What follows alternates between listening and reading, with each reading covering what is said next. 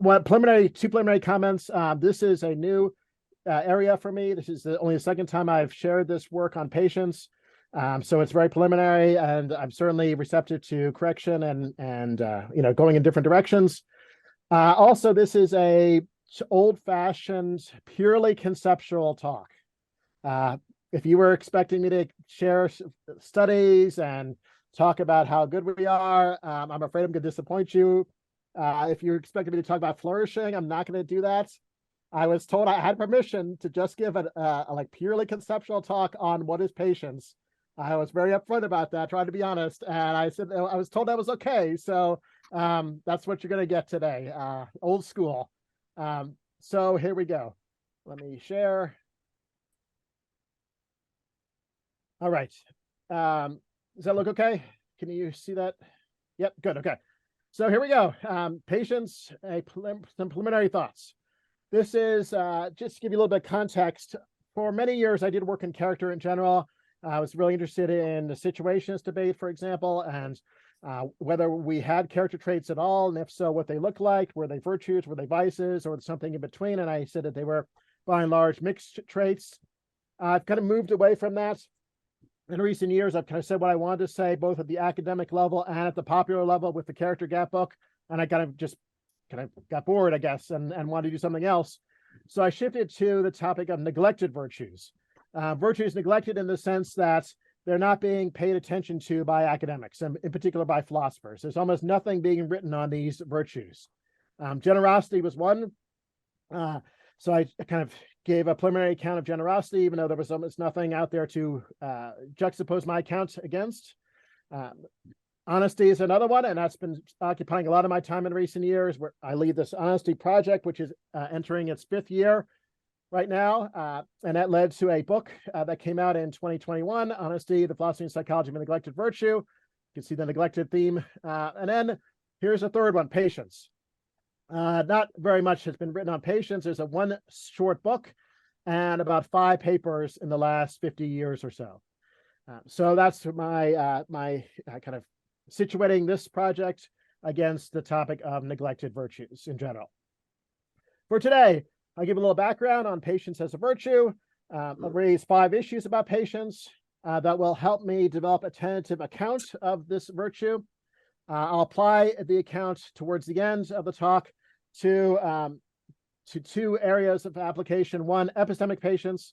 So my focus will be primarily on moral patience, the moral virtue, but then I'll extend the account to the intellectual case or the epistemic case, and then also talk about the vices associated with patience, where I think there's some interesting and tricky issues there. So that's the plan. I'll keep an eye on the time too, and if I need to shorten it, I might cut off some of that stuff at the end. So the background on patience as a virtue.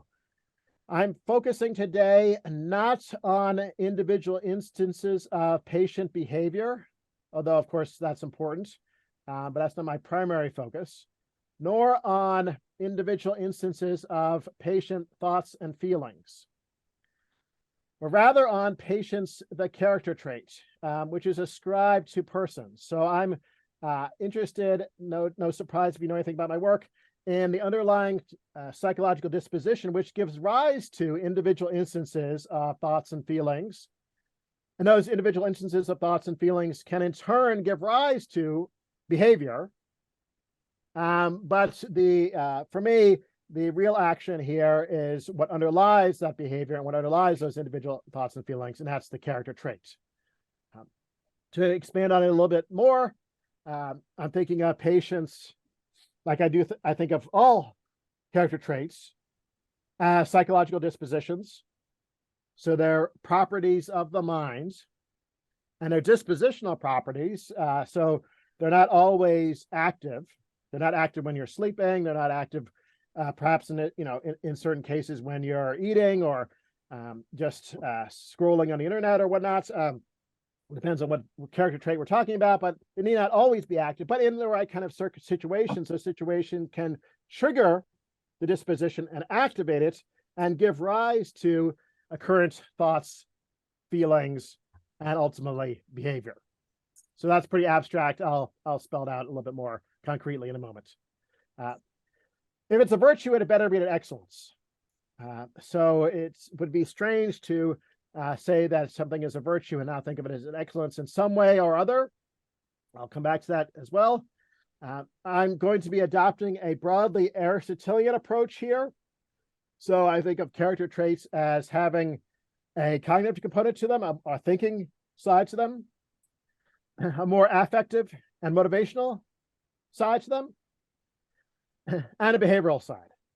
And those need not be all that there are, but those are the central components I think of, and I want to focus on. That behavioral component had better be, in my mind here, if we're talking about patience, the virtue, cross-situationally consistent. So if you're a patient person, you had better exhibit patience in a variety of different situations relevant to patients. And we'll give examples of that in a moment too. And stably over time. It would be strange to think someone was patient just on Tuesdays and not any other day of the week, or just 1 week, but then they took the next 3 weeks off or something like that. No, they're consistently patient across situations and consistently patient over time.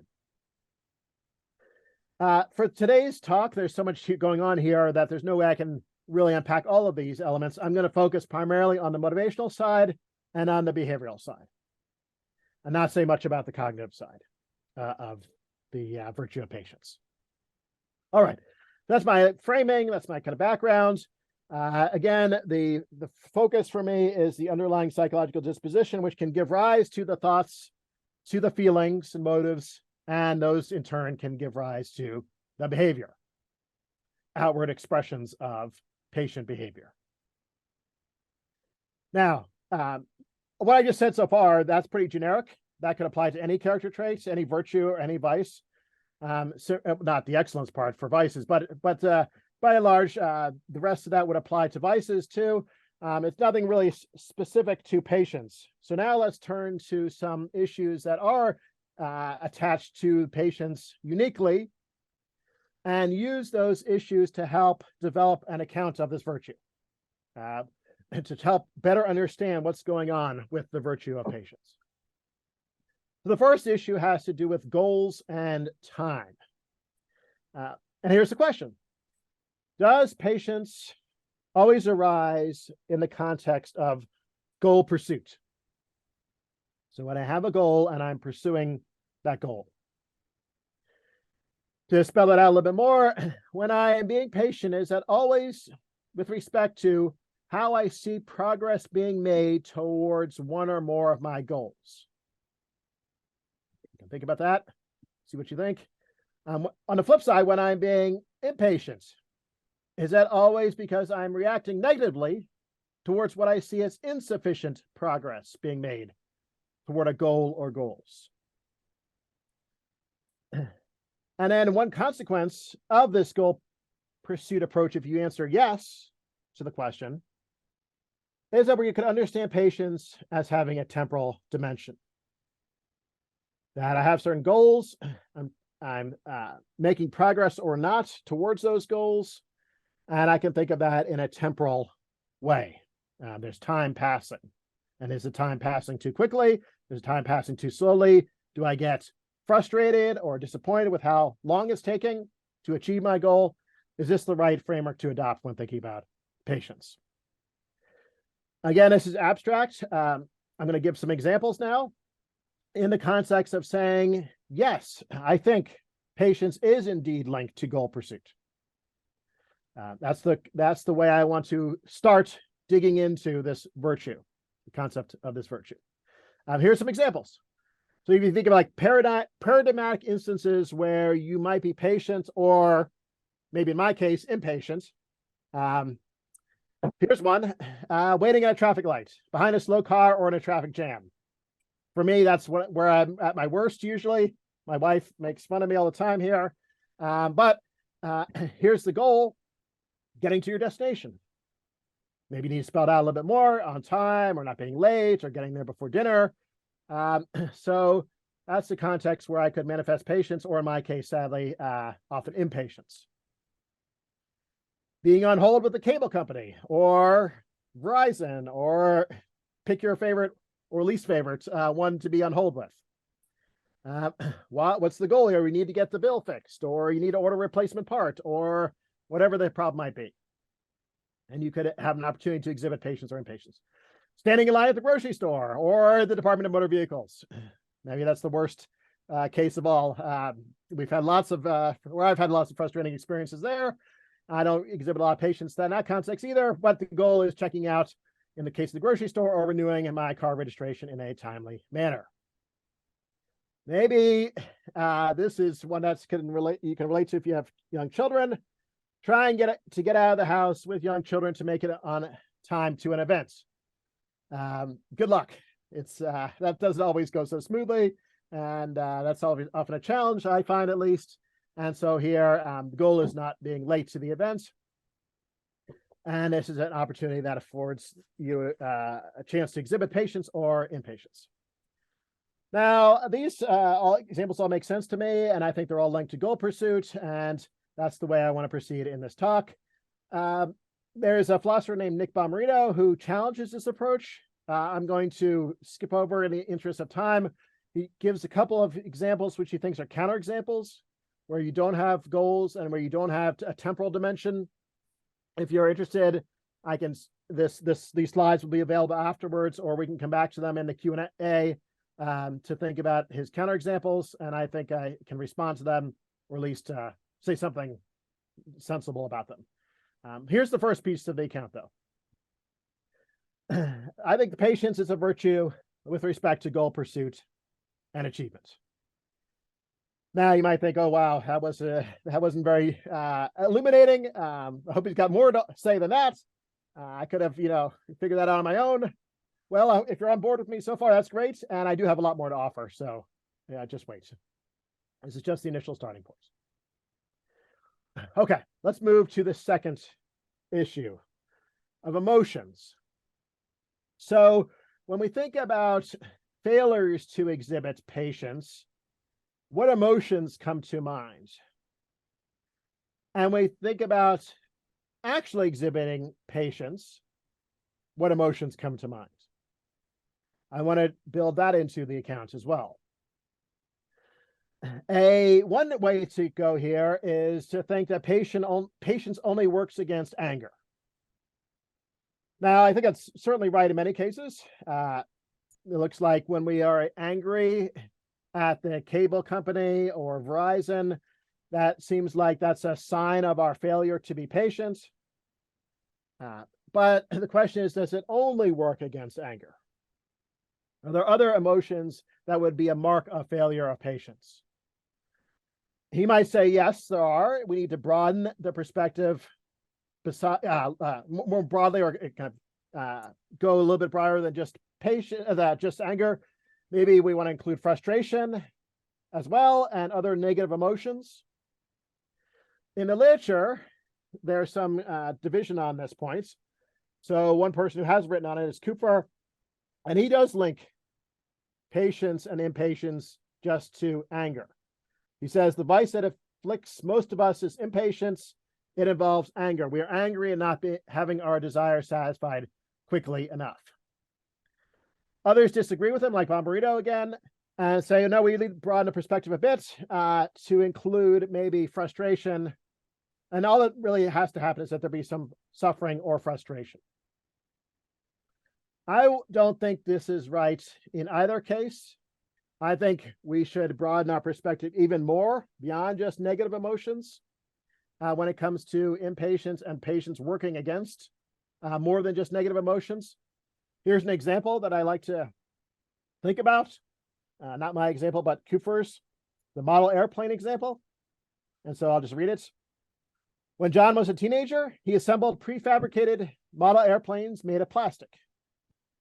He would rush from one stage to the next, and so would start working on the tail section, for example, before the glue that attached the front wings to the fuselage had dried. Even though John had completed several model kits and understood the time it took for glue to dry and the consequences of rushing, he moved on prematurely. He lacked patience, and he paid for it. The front wings would be smeared with half-dried glue and droop from the body of the plane. Okay. If you have kids who do Legos, like I do, you can relate to this as well. One of my sons does not fit this description, and one of my sons definitely fits this description. And the final build reflects it. Here's another example from Denise Vignani. Suppose, for example, that one is waiting in the audience for one's name to be called for a prestigious award. The award ceremony drags on as yet another speaker takes the podium. One feels as though one simply cannot take the wait for much longer. It seems like a mistake to characterize this sort of impatient anticipation as anger. Additional examples, I won't read through them, but just to mention them, you can think about a professor or calligrapher who's working on a huge piece that's taking weeks and weeks. A musician who's slowly letting the movement build. A nature photographer who's hiding in the forest and hasn't moved for several hours to let the animals come by and get that perfect shot. Or an archaeologist who's going very, very slowly and patiently in unearthing a fossil, so as not to damage it.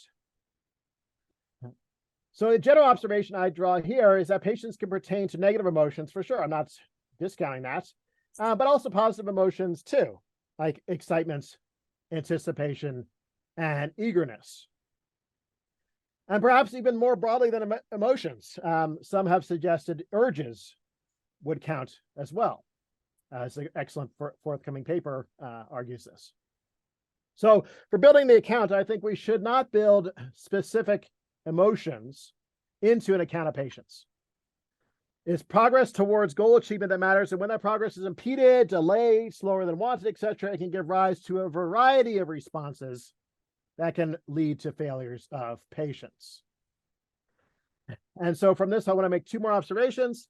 Notice so far that the entirety of the discussion has, or most of the discussion has been on the internal psychology of the patient person. That's where we need to look if we're going to build an account of patience, like with many other virtues. It is on how the person reacts in various ways in the process of pursuing goals, which may or may not manifest in overt behavior. For me, it's that internal psychological reaction to goal pursuit that is determinative of it. And you may not be able to read that off from the outward behavior. You might not be able to tell just from being a third-party observer. So anger and frustration, as well as excitement or eagerness, which leads to rushing, are signs of impatience. That's the kind of negative way to put it. What then is the reaction to progress towards goal achievement in a patient person? And here I can be much more direct, because there's actually, I think, a plausible consensus. It's calmness. The emotional response that one should look for in the patient person is the response of calmness. And this gives us the second piece of the account. Patience involves something like reacting to progress towards goal achievement with calmness or calmly. Okay. That's two. Now we're getting a little bit more meat on the bones here, and we'll proceed to do that with the third issue. Continence versus virtue. I don't know how familiar this distinction is. I'm sure it's familiar to many of you, but I'm not sure about everyone. This is the traditional Aristotelian distinction. So the virtuously patient, well, just the virtuous person in general, is different from the merely continent person. The merely continent person, roughly speaking, does the right thing and maybe the same things as the virtuous person, but has to overcome temptation, has to struggle against temptation to do the bad. Whereas the patient person, or more generally the virtuous person, does not have to engage in that internal struggle. And that person can wholeheartedly perform the right action without dealing with temptation. That's a rough and ready characterization of the distinction. Can we make that distinction in the case of patience? Well, it's controversial. You could go either way here. You could say, no. In the case of patience, it's enough if the virtue prevents the person from not giving into frustration, anger, excitement, so forth. So if it prevents them from quitting, rushing, and so forth, that's good enough. Whether they have to overcome the struggle with temptation, that's is beside the point. I want to go the other direction. I go the traditional direction here. I do want to hold out hope for a distinction between the virtue of patience and mere continence, and say that continued struggle with frustration or the others is a mark of continence. And instead, the patiently virtuous person either, and I'm going to have two options here. Now, this is a bit of a departure from the traditional approach, and it's a little bit bogged down or a little bit complicated, but I think worth spending a moment on.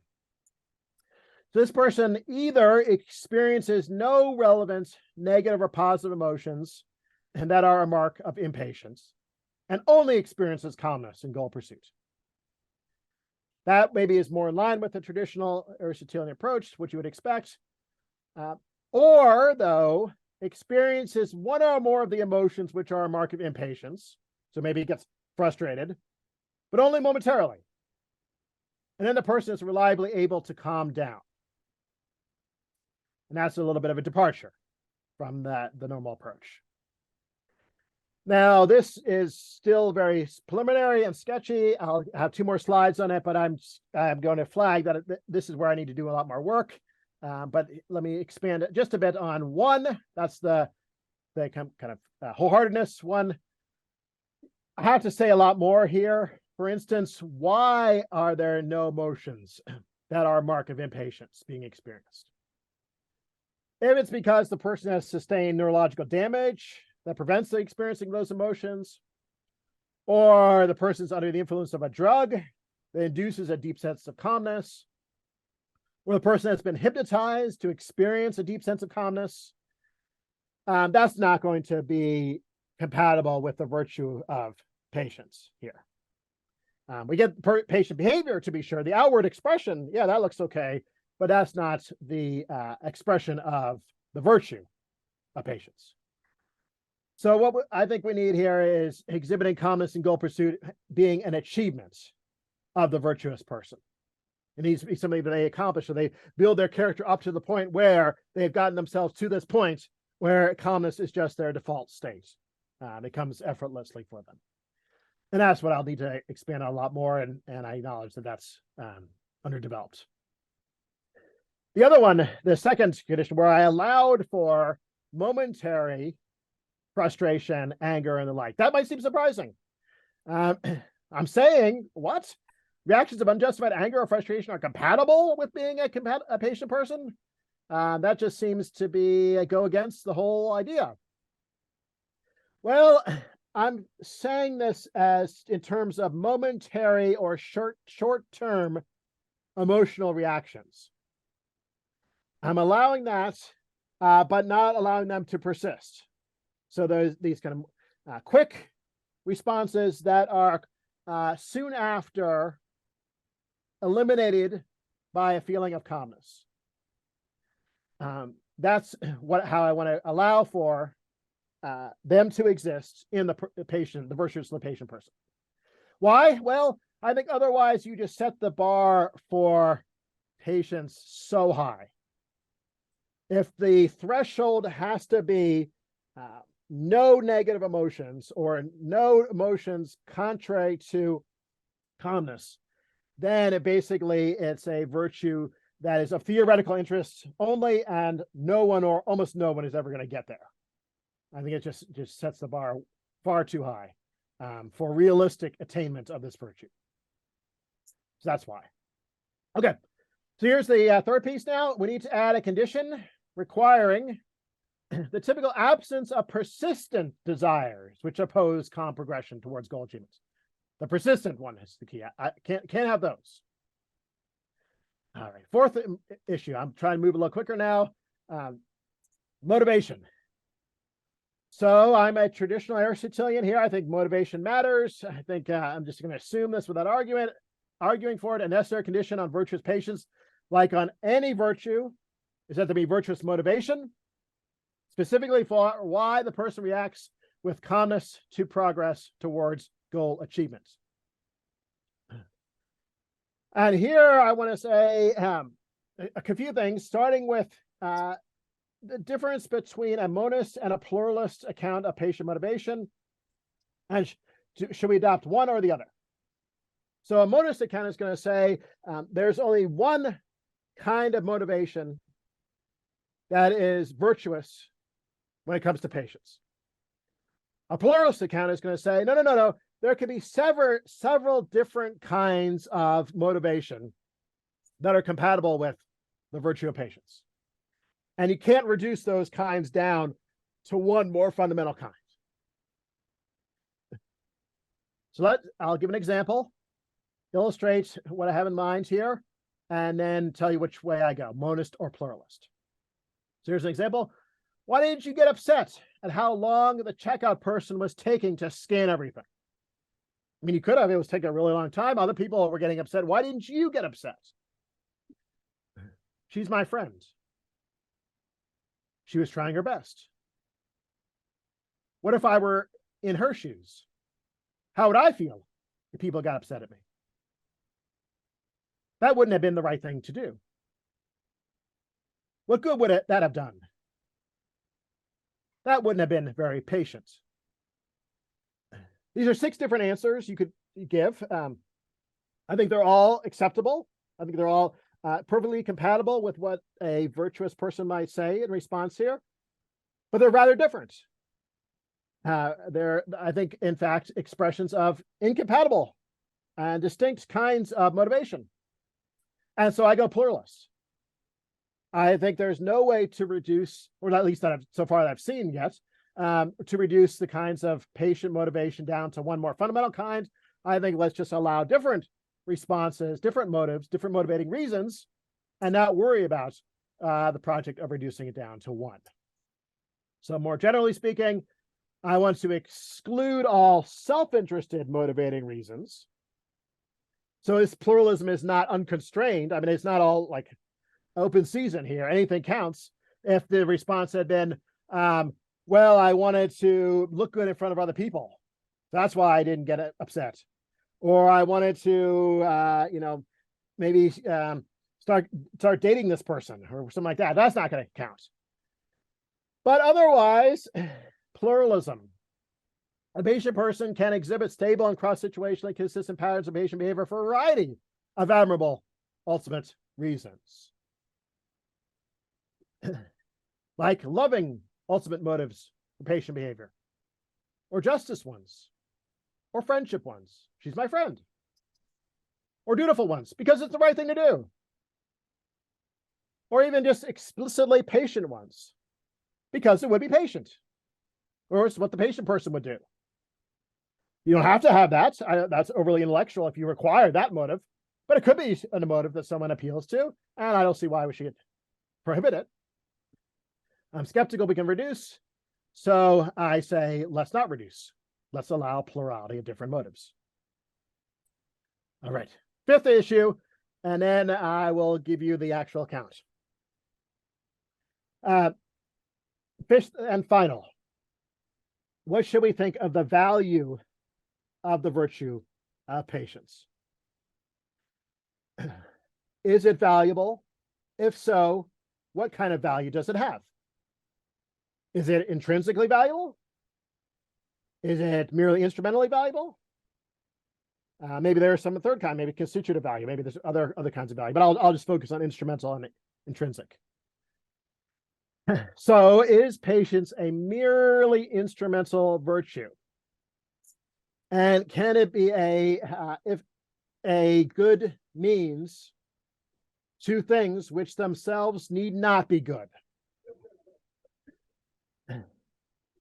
Ordinary, and I have no data to back this up, but it just seems to me what I read, my take on the folk, so to speak, ordinary things seems to say, yes, it's merely instrumental.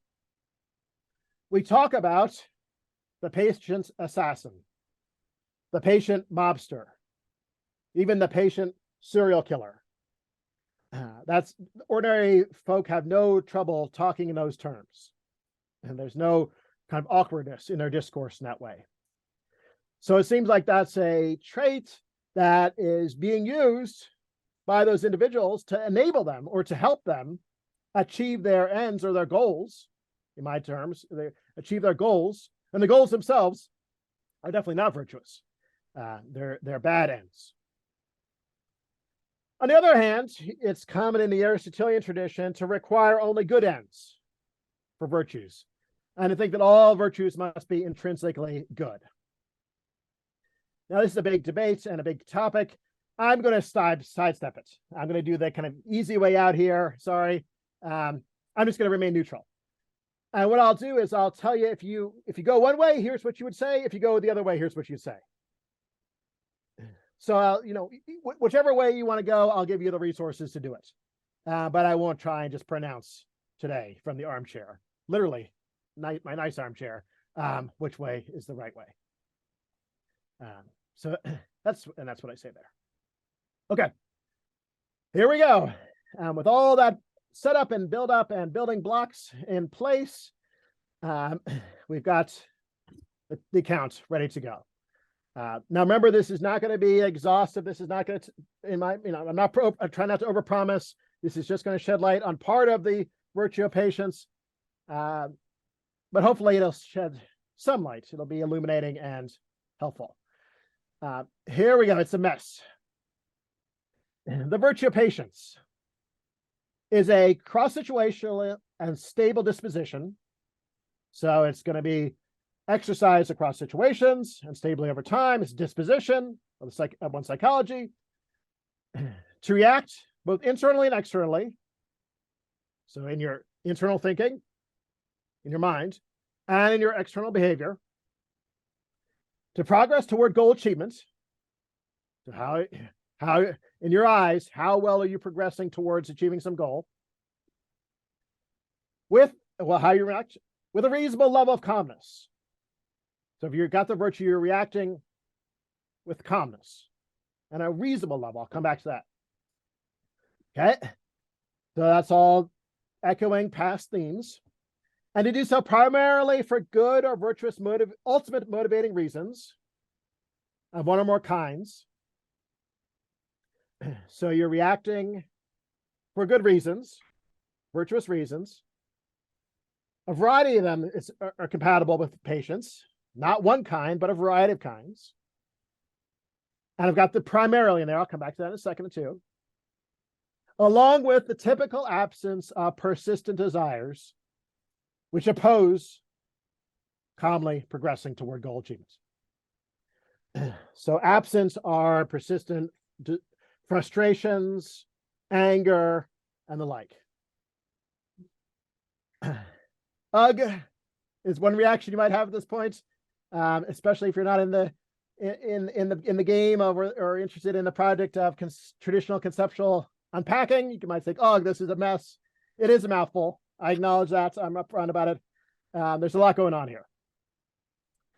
I will comment on the primarily and then on the reasonable, and then wrap that up and end with a few applications. The primarily for good or virtuous ultimate motivating reasons. I add that to allow for mixed motives. So of course, mixed motives are widespread in general in the moral life. We don't always do the right thing for purely good reasons. And I think you can be a virtuous person and have mixed motives, so long as, in general, the virtuous motives are the primary ones.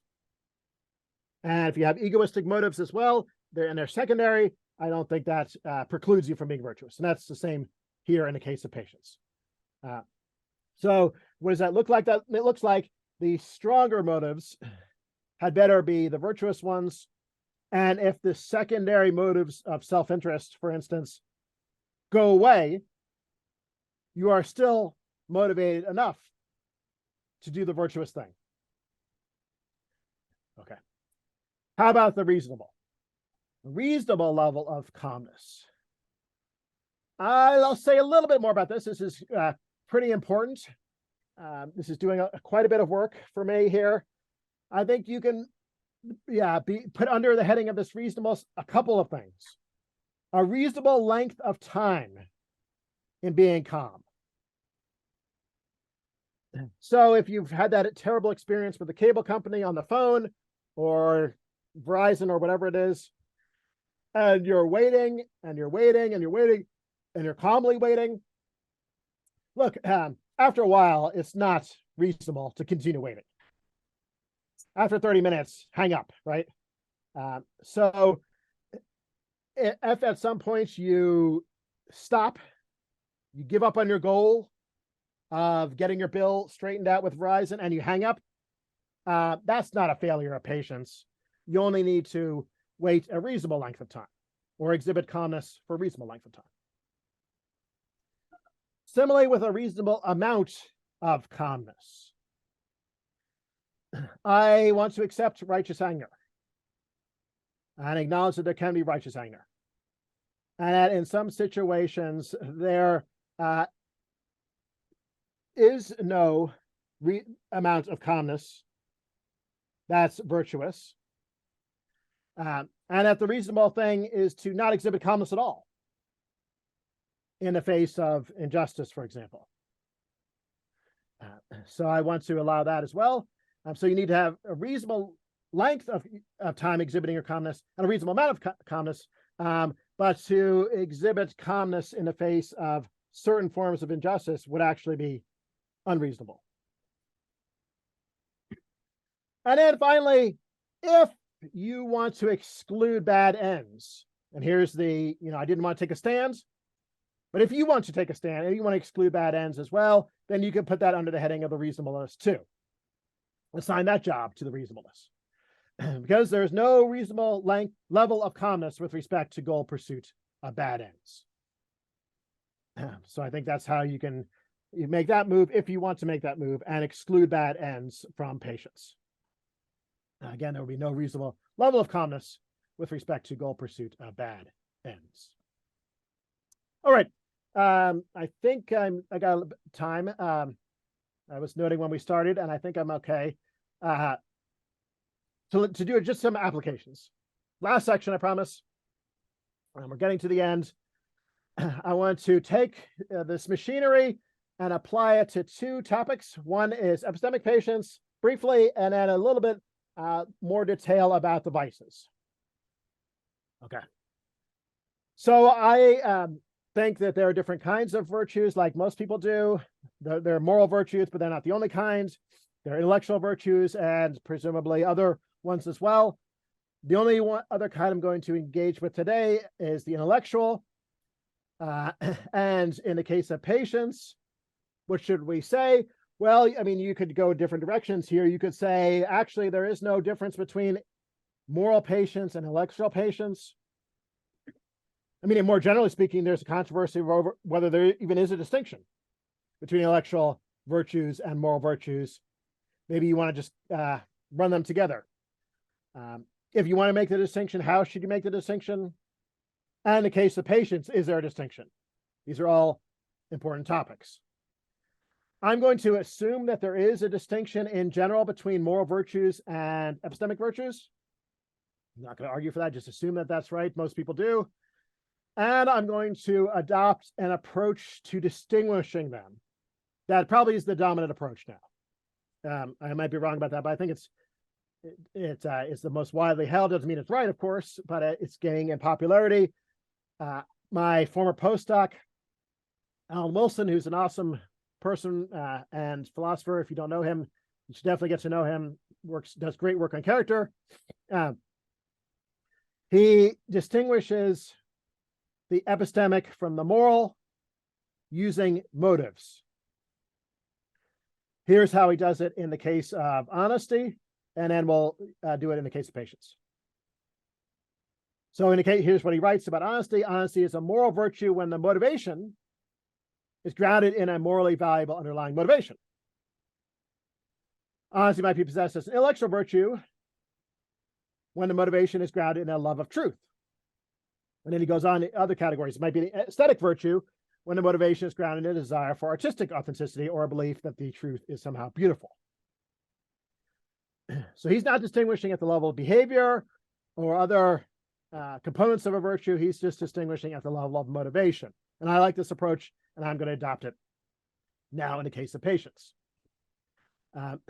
In my case, though, it gets a little messier since, back to his quote again, he's got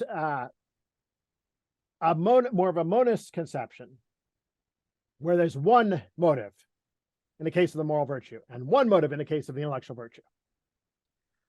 In my case, it gets messier because I've got pluralism. Not just for patience, by the way, I also have pluralism for honesty. I think it and perhaps other virtues too. But I think it's still, we can get a feel for it, the gist of it. It can be unpacked using a variety of ultimate motives, which are epistemic. So the motivational dimension here of epistemic patience could include caring about the truth, caring about knowledge, caring about being justified, caring about true belief, caring about understanding, caring about wisdom, avoiding falsehood, and maybe avoiding ignorance, maybe some others as well. This is not exhaustive, but it just gives you a feel for some of the pluralism at work in the epistemic case. Okay.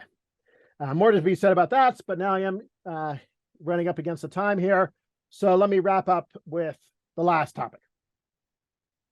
Vices. I'm quite interested in thinking for any virtue, what are the vices as well? There's a kind of big movement now, I think, to think about vice in philosophy. There's in the epistemic realm, there's the vice squad, even at several philosophers that call themselves the vice squad, thinking about epistemic vices. So I want to pay attention to this as well. The standard way to go here is to think in terms of a mean. For any virtue, good Aristotelians that we are, there's at least one vice of excess and at least one vice of deficiency. Maybe more. It's framed in terms of at least one. Doesn't say exactly one. There's interesting work being done by our team here, if you're interested in this particular topic, about whether the doctrine of the mean holds in all cases and whether there are counterexamples to it. You might think in the case of honesty, for example, there is a counterexample to the doctrine of the mean for honesty. Not dishonesty, but the opposite side of the mean. And I'm happy to share some of that work with you. For patience, well, it's pretty straightforward, I think, for what the vice is of deficiency. Impatience. And no surprise there. What has to be done here, I think, is to work out what that looks like as the mirror image of patience. So it's going to be a lack of sufficient calmness in the process of goal achievement. But that has to be refined a lot more. Why is there a lack of sufficient calmness? What if the lack of sufficient calmness is due to a neurological issue? For instance, what's the source of the lack of sufficient calmness? So a lot of the same issues arise here with the vice of deficiency as arose with the virtue of patience. They kind of mirror image each other. I'm not going to go through all that, and you should thank me for not going through all that, trying to reduplicate the account for vice and give you the big, long, messy business there, but you can kind of imagine how it might go. The more distinctive thing is excess, or kind of newer aspect to this would be the excess. Is it right to think that there's a vice of excessive patience? Well, we sometimes talk that way, but I don't think excessive patience is the right way to go here for two reasons. First, if we're talking about a virtue here and we're saying the virtue is excessive, then I think you're going to run into some tricky issues. And I'm not the first one to say this. Paul Bloomfield, if you know him, he does great work too. He has a couple of papers that are out and another manuscript as well, arguing along these lines. For virtues, a virtue can't lead to wrong action or moral failures. So if we're going to call this excessive patience, and we're going to say that this is something that gives rise to a moral failure or a wrong action, then patience wouldn't be a virtue. So that seems to be a problem if I'm trying to give an account of the virtue of patience. So that's one thing. And it's also, I think, when you're talking about excessive patience, a little bit hard to see why it's excessive patience that's the fault, as opposed to some other part of a person's character. I'm not the first one to say this either. In the one book that has been written on patience by Pianalto, he writes, rather than blaming excess of patience, we should blame a deficiency of confidence or an excess of fear, or you can think of other things to blame. In other words, if we want to understand the source of error, we should consider the vices that cause the error rather than offering the suggestion that a virtue itself sometimes leads to vice. Too much patience is not a failure of patience, but rather a failure to possess some other virtue. So with that in mind, you might then wonder, do we have a counterexample to the doctrine of the mean? We've got one side of the doctrine, but we don't have the other side. Now, I could end there and just like open it up to discussion and see what you think. I will, though, briefly take a stab at defending the doctrine. This is just very sketchy and preliminary. Again, as I said, this is all new work for me. But the idea here is don't talk about excessive patience. Don't say it's the virtue that has become excessive. Rather, talk about a vice of excess. There's a vice in this realm of excess, not excessive patience. It's a vice of excess. And it can be understood in fact, maybe multiple vices in terms of more than one vice of excess.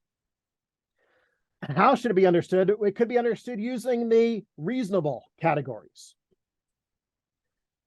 So here's one way. You might have a vice of excess in which you're disposed to be calm for too long.